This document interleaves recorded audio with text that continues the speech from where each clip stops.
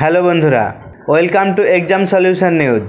অপেক্ষারত upper primary সমস্ত ক্যান্ডিডেটদের জন্য একটি দুঃখের খবর।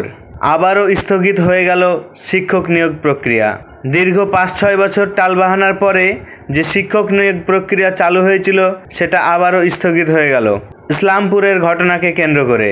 তো বন্ধুরা, শিক্ষামন্ত্রী পার্থ চট্টোপাধ্যায় জানিয়েছেন যে আগামী 5 তারিখ পর্যন্ত শিক্ষক নিয়োগ প্রক্রিয়া স্থগিত থাকবে এবং এর মধ্যে প্রত্যেকটি জেলার সমস্ত স্কুল থেকে রিপোর্ট নেওয়া হবে যে কোন স্কুলে কোন সাবজেক্টের জন্য কতটা ভ্যাকান্সি খালি আছে। তার উপর ভিত্তি করে নিয়োগ প্রক্রিয়া পুনরায় চালু করবে পুজোর পরে। তো বন্ধুরা, যেহেতু 5-6 বছর অপেক্ষা করতে পেরেছেন, আর কিছুদিন মাত্র অপেক্ষা করলে হয়তো আপনাদের অপেক্ষার প্রহর গুণা শেষ হবে। তো আপনাদের কাছে একটা রিকোয়েস্ট করব যে এতদিন যেহেতু আপনারা অপেক্ষা করতে পেরেছেন, সেহেতু আপনারা আর মাত্র কয়েকটা দিন অপেক্ষা করুন, তাহলে হয়তো আপনাদের সেই শুভ দিন চলে আসবে।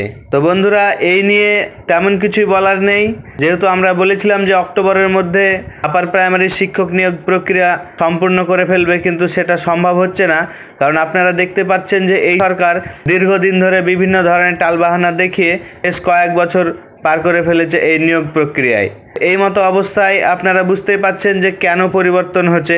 পরিবর্তনের প্রকৃত কারণ হলো ইসলামপুরের যে দুর্ঘটনা। এই ঘটনাটাকে কেন্দ্র করে আপার প্রাইমারি তথা শিক্ষক নিয়োগ প্রক্রিয়াটাকে প্রায় স্থগিতই করে ফেললেন।